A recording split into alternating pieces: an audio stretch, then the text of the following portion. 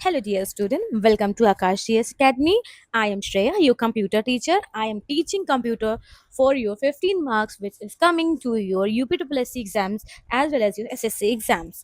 So, I'm helping you to prepare like your PET exams, your junior assistant exams and lower PCS exam खासकर। ठीक है, तो चलिए, बहुत सारे मैंने आपके लिए वीडियोस डाल दिए हैं बच्चों, तो आप प्लीज उसको गो थ्रू करिएगा। एक एक जो टॉपिक मैं पढ़ा रही हूँ सब कुछ आपकी ऑनलाइन साइट पे गिवन है, उसी को देख के उसी के अकॉर्डिंग मैं आपको पढ़ा रही हूँ। कुछ भी मैं एक्स्ट्रा नहीं पढ़ाऊंगी जो आपके एग्जाम में नहीं आएगा। जो भी पढ़ाऊंगी वो 101% एग्जाम में उसमें पूछा जरूर जाता है। इसीलिए आपको इतने अच्छे समझा रही हूँ कि आपको बार बार रटना ना पड़े। रटना ही खाली काम नहीं होता है, अगर आपको समझ आ जाएगा तो बच्चों आपका ऐसे ही हो जाएगा। चलिए टॉपिक देखते हैं। अभी हमने पिछले में पढ़ा था प्रोसेसर स्पीड, किस तरह से स्पीड देखी जाती है, कितनी नापी जाती है, कैसे नापी जाती है, वो देखा। अब पढ़ेंगे कि किस तरीके से प्रोसेस किया जाता है उसमें। चलिए, तो first is your serial processing. Serial processing का मतलब होता है execute only one instruction at a time.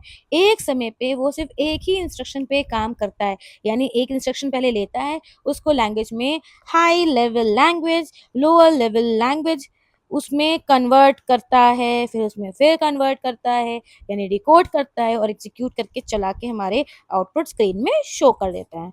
यहाँ एक समय में केवल एक ही निर्देश को निष्पादित करता है, यानी ये फेच करता है, डिकोड करता है और एग्जीक्यूट करता है। ठीक, समझ गए? यानी एक बार में एक। मगर पैरेलल जो होता है वो कई बार में एक ही बार में अलग अलग तरीके का काम करता है, इसीलिए इसको बैकबोन नेटवर्क सर्वर और सुपर कंप्यूटर का कहा जाता है। This is most important thing कि क्वेश्चन में एमसीक्यूज में आ सकता है कि बैकबोन आपके कंप्यूटर का या सुपर कंप्यूटर का क्या कहलाता है, तो पैरेलल प्रोसेसिंग कहलाता है। बच्चों ध्यान से। अब बात करें पाइपलाइनिंग प्रोसीजर क्या है, सॉरी प्रोसेसिंग क्या है। A technique where processor start executing a second instruction before the first one is finish, यानी फर्स्ट फिनिश होने से पहले ही वो सेकंड वाले पे वो वर्किंग करने लगता है। राइट, यानी एक ऐसी टेक्निक है जहां फर्स्ट फिनिश होने से पहले ही पहले सेकंड पे वो वर्क करने लगता है। देखो कितनी स्पीड है कि नहीं बच्चों? तो ये कहानी है।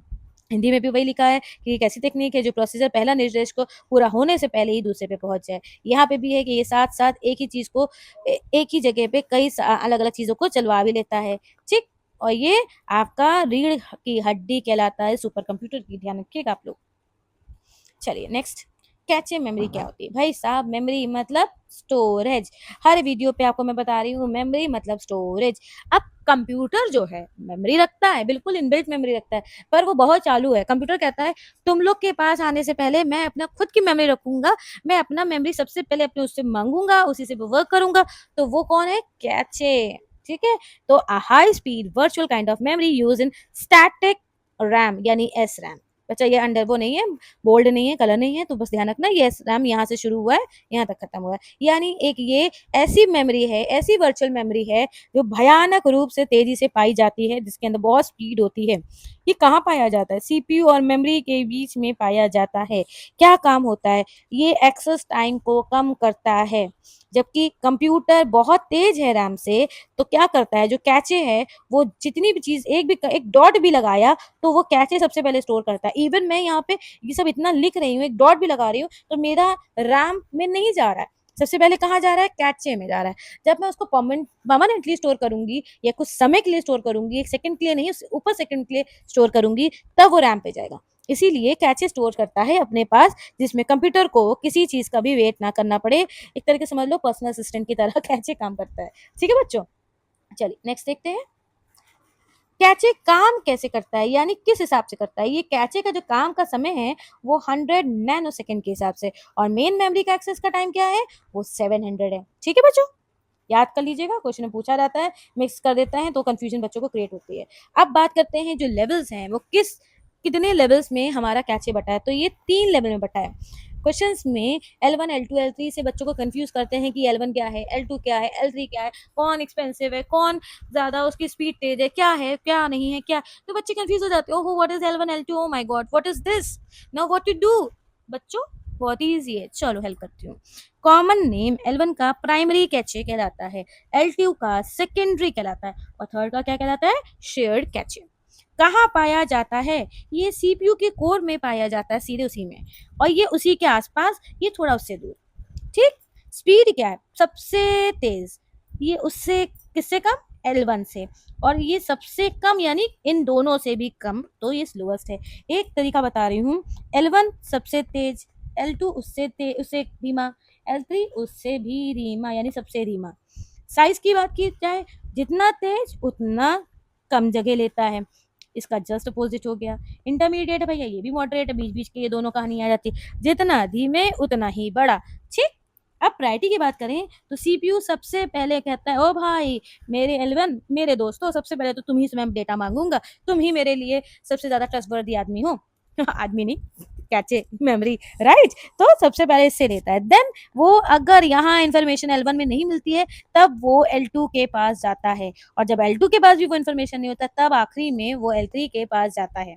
ठीक बच्चों, तो एक तरीके से कॉस्ट की बात करें जाए तो भैया सबसे तेज काम कर रहा है, सबसे पहले प्रायोरिटी मिल रही, तो सबसे महंगा भी तो यही होगा ना, तो सीधी बात है, उसके बाद इसको देखा जा रहा है। ठीक, तो क्या कहानी है कि उससे कम है मगर एक्सपेंसिव है, ये सबसे धीमा कहा था भाई, सीधी बात है, जो धीमा काम करता है उसको पैसे वैसे नहीं मिलते सही से, है कि नहीं, वैसे ही ये चीज है यहाँ पे सबसे कम।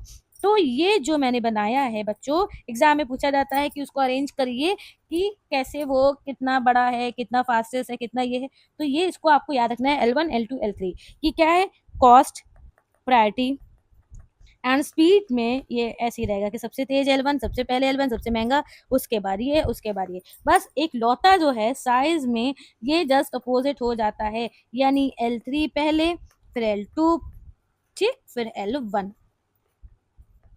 ठीक है बच्चों, क्लियर, तो ये चीज आप लोग को समझ आ गया होगा। अच्छा एक चीज और बता दूं, जो पीसीएस में थोड़ा घुस के पूछा जाता है, वैसे भी हम लोग को पता है, तो ये आप प्लीज ध्यान रख लीजिएगा, क्या कि ये जो है 4 MB से 64 MB, ये चीज पे ध्यान दे लीजिएगा बच्चों, ये घुस के पूछ लिया जाएगा।